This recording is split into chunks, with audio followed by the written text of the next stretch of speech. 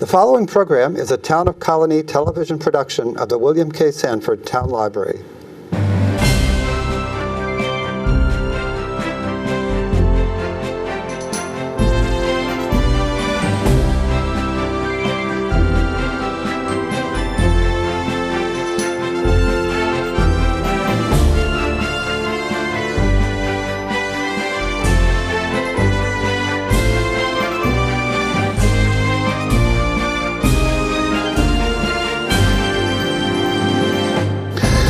Welcome to Getting to Know You. My name is Joe Nash. Today we're going to be talking about the Albany College of Pharmacy and Health Sciences. We have with us the president of the school, Greg Dewey, and a fifth-year student, Alyssa Hopsicker. We're going to be talking about, an event, the Albany Community Health Day, which is Saturday, September 24th. It's at the Capitol South Campus Center on 20 Warren Street in Albany. That's near Lincoln Park. And the other is student-run pharmacies in conjunction with the school. One's in Schenectady, and one is going to be opening in Albany this November. So welcome. We're going to be talking mainly about two events: Community Health Day, which is going to be on September 24th down in Albany, and a new thing where students from the school run their own pharmacy. There's one in Schenectady, there's a new one opening in Albany. We'll hear all about that. So why don't we start with the Community Health Day. Alyssa, why don't you tell us what that's going to be and where it's going to be and some of the things that be going on there. So the Albany Community Health Day, it's previously known as the Health and Wellness Expo. Mm-hmm. It's going to be held at the Capitol South Campus Center. It's located right near Lincoln Park in Albany. Okay, Lincoln Park, it's on 20 Warren Street is where it's going to be, okay. And we're just providing healthcare services to the community, and we have some food, and we just have a lot of events. We have a kids zone if kids want to come. Well, I notice on here you're going to be doing flu shots, all different kinds of screenings for asthma, depression, diabetes, blood pressure, etc. You're going to have educational sessions for people that want to find out how Medicare works, things like that. You have the kids zone, like you just said. You have a healthy food mark. So, how's it work? Anyone just walk in and go to any of these stations, or how's that? Yeah, so you can just attend. It's free to come. You don't have to pay anything. You come, you walk around to all the different vendors. We have a lot of student organizations that are going to be there providing services, as well as some outside vendors from our local community. You just come, you walk around, you get some free stuff, and you can just talk to anyone about any questions you have about healthcare. Now, who runs, for example, the health screenings? Is that your school doing it or other health providers? It's going to be a mix of both. A lot of the student professional organizations do blood pressure screenings, and then we have other people in the community coming to talk about cancer screenings and doing some kidney screenings and things like that. They'll actually do the screenings? Yes, some of them will. And the education sessions, do you know who's running that, or who will be doing that? A lot of the professional organizations can talk to you about the medications, and we educate on diabetes, over-the-counter medications, heart health, things like that. And then the food component here, you can have a farmer's market, where, right inside or outside? We have things going on inside and outside. And you can have, I see you have samples of all kinds of different healthy foods. Yes. All right, and this is the first time you're calling it Community Health Day. Yes. All right. So that's September 24th. It's a Saturday, all day. People can walk in. 20 Warren Street. It's down around Lincoln Park area. I don't know exactly, but I think people can find it. So now why don't we go to President, Mr. Dewey, the Albany College of Pharmacy. There's only a handful in the whole country, I understand, of student-run pharmacies. You have one that's been up and running in Schenectady for almost a year. A new one's opening this November in Albany. So tell us how you guys got involved with that and what actually they are. So these student pharmacies are really an opportunity to provide our students with a very unique educational experience. They do a number of things. First of all, they teach them the business of running a small pharmacy. And In the day of retail pharmacies or hospital pharmacies, we're actually seeing a little bit of a resurgence of independent pharmacies. You mean like a little neighborhood? Yes, yes, family and business? it will give you, it gives students experience for the business side of community pharmacy. The other thing is we are putting these pharmacies in medically underserved areas so that it's a disadvantaged population, that the students are working, a very needy population. We're running these pharmacies as not-for-profit centers, revenue centers, and more as an outreach to the community. They're supposed to be more than just pharmacies. We're, just as we talked about in the health fair, the screening, we're going to do screenings, we're going to do diagnostics, we're going to do a lot of medical education, along with... well, I noticed they look like, besides a pharmacy, is it almost sort of like a health clinic, kind of? It is moving in that direction. Okay. So a lot of the retail pharmacies are doing what they call minute clinics now, where they will try to have a one-stop shop where someone can come in and get a lot of low acuity conditions taken care of. In Schenectady, we have the medical partner Hometown Health Clinics on State Street is our clinical partner, so they can go into Hometown Health. We're co-located, so they can come right out of Hometown Health and go to the pharmacy.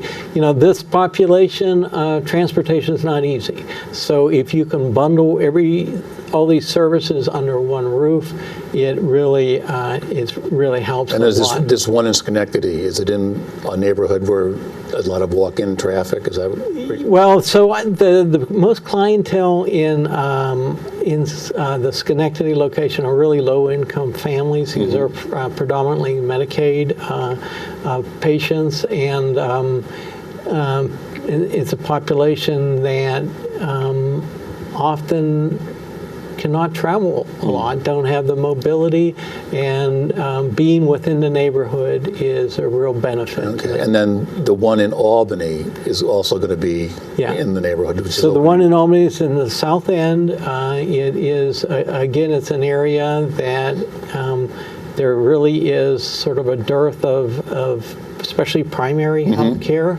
We're not going to replace primary health care, but we're going to be in support. Now, obviously, from what I've been reading, you're saying they're not just going to be filling prescriptions. Is that Right. So when you're saying it's going to be kind of like a clinic and offer screening, so what kind of services like are you talking So about? in the south end of Albany, the three big issues are diabetes, asthma, and cardiovascular. Okay.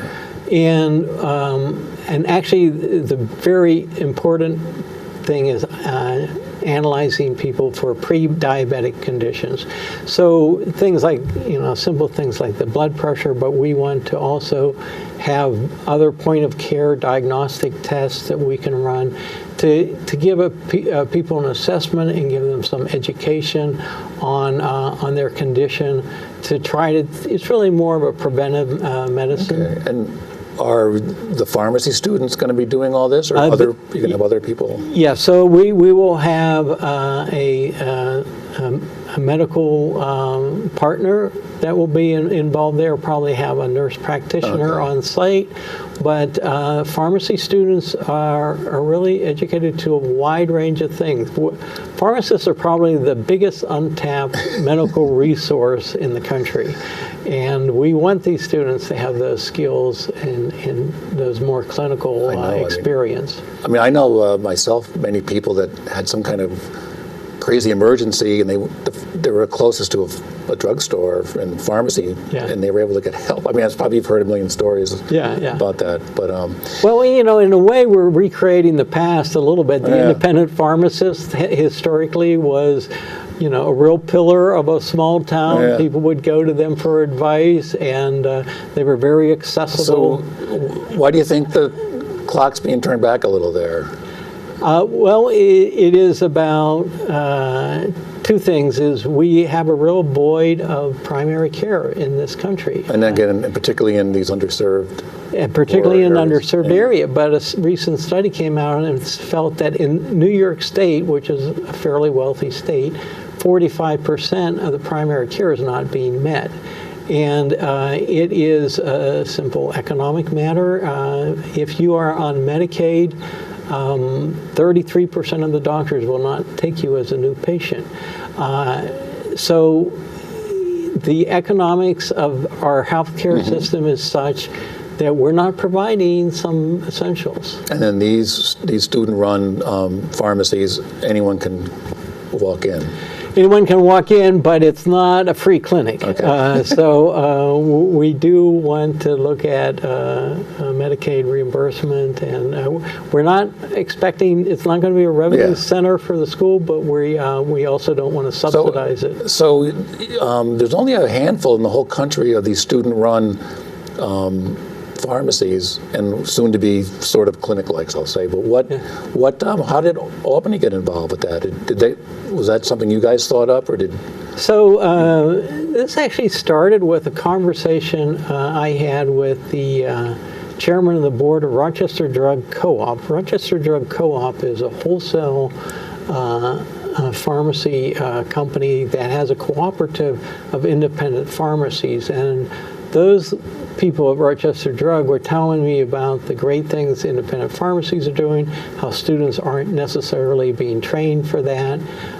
Being trained for like the Rite Aids of the world and stuff. So, well, most of our students either go into retail pharmacy or they go into hospital pharmacy. We're not necessarily training students just to be independent pharmacy. Yeah. We're training them with a broader set of skills that we think will anticipate the future of pharmacy. So these sort of point-of-care screening and medical device, managing medications and reconciling medications has been a huge thing. If you're at the age of 65, I think I saw a statistic, you're on 15 medications on average. Those are not always compatible. And it takes a pharmacist to reconcile that.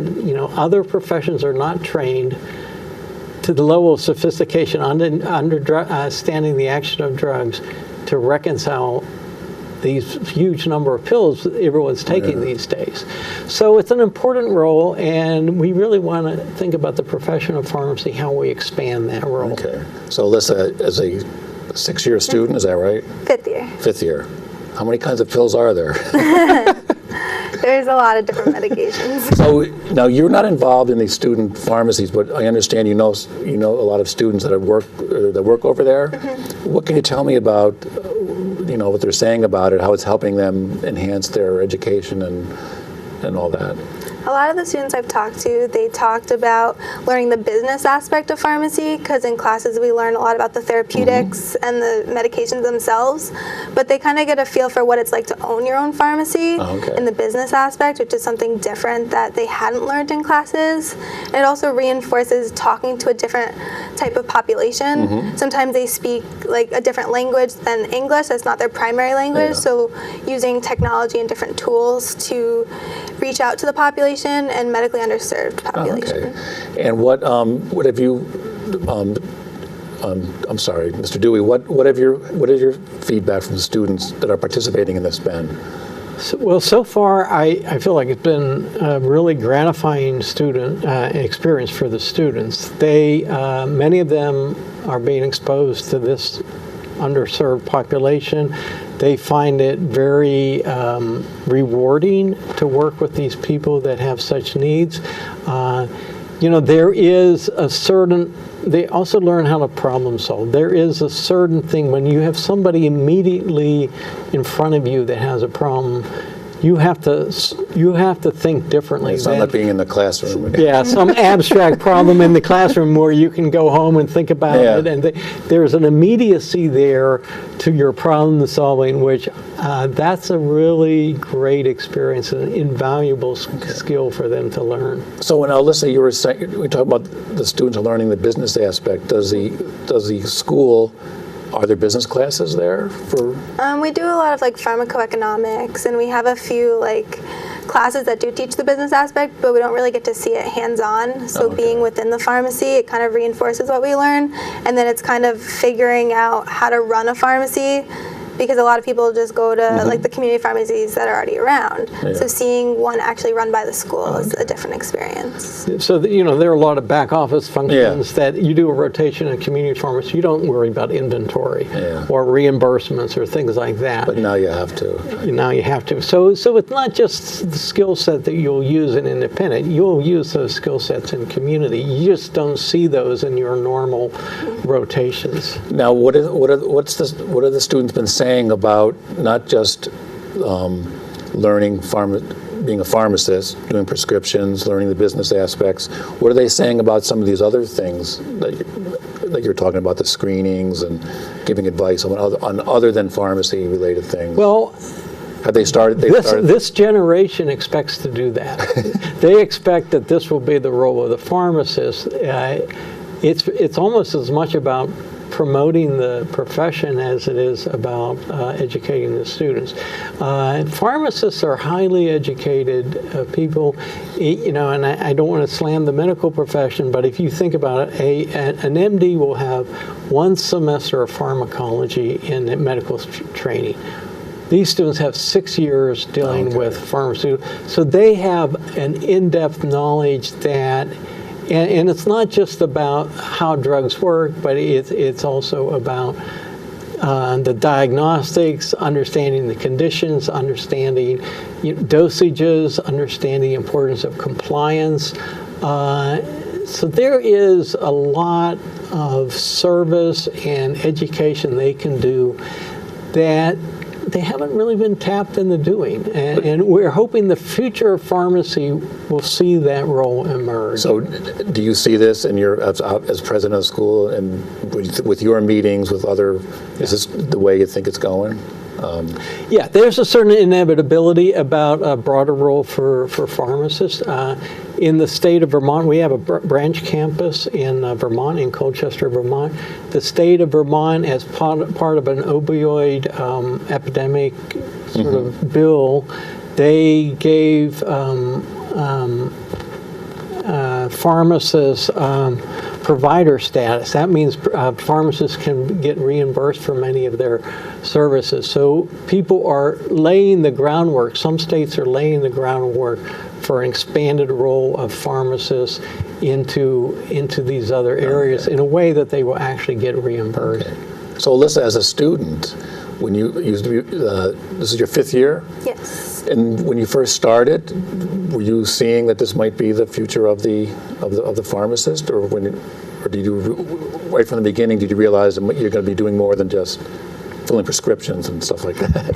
Well, my first 2 years was like the pre-pharmacy aspect, so I didn't really get to do a lot with the medications. And then I got to my professional years, and we have a lot of different classes that teach you communication skills, how to talk to a patient, how to go over therapeutic recommendations, what would be best for them, and kind of going through the needs of the patients.